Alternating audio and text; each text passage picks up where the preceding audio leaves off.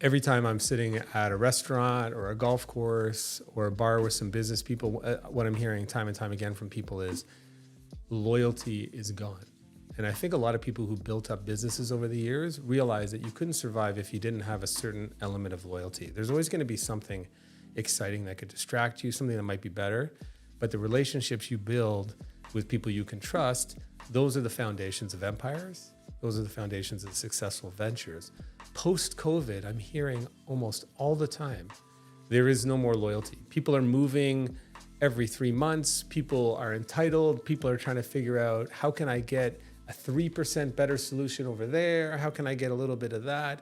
And what they realize is they're destabilizing long-term relationships with people who cared about them and people who actually invested in them. So if you're working with somebody who invested in you and cared, you can't quantify what's that worth. Somebody can come along with a little bit more money and say, hey, I'll pay you more, right? But if they're stealing you or doing something that's dishonorable, you have to know it can happen to you as soon as you're not useful. And the business owners that are coming to me saying, what's going on? There's no more loyalty. My business partner left and started another business. My subordinate left and started another business. And I said, well, this is something I have to deal with as well. You can't be overconfident that people are just going to stay because you think you're great. You actually have to make them stakeholders. You have to get them involved. You have to be sensitive to the market is changing. People can move.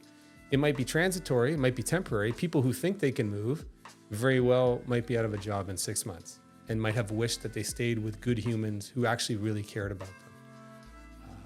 But that regret's not going to get them anywhere. But for some reason, this section from King Lear has always stayed with me, and I memorized it when I was young.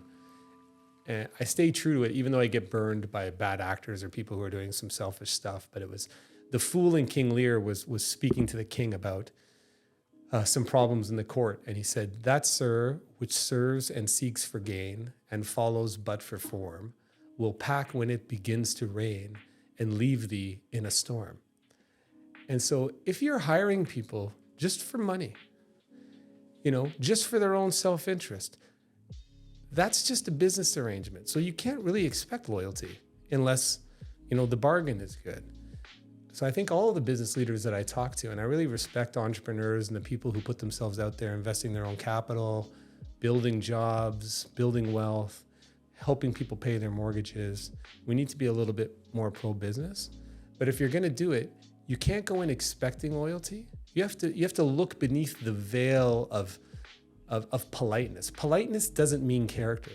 Politeness is often people just hiding behind a veneer of courtesy, And I love this term grin fucking, and excuse the expletive for those with fragile sensibilities. But I heard it in the military. I never forgot it. It's called being grin fucked, right? I don't mind when I know what they're doing, but there are a lot of people who will be polite and who will smile at you and then just screw you. And if you're going to build a business, you have to be aware that you can't take people at face value what they say. I know some business people who enjoy having a lot of people think that they're way richer than they are. Nobody questions them at it.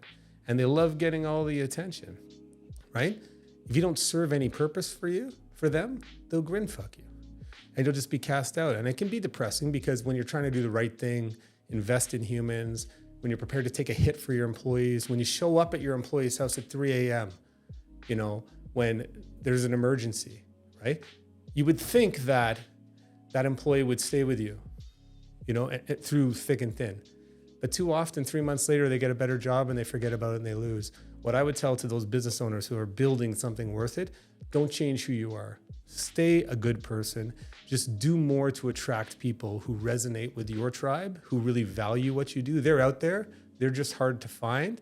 And let the grin fuckers and the transient people and the fake polite people and the posers who act like they're richer than they are, they're not going to be happy because karma is king.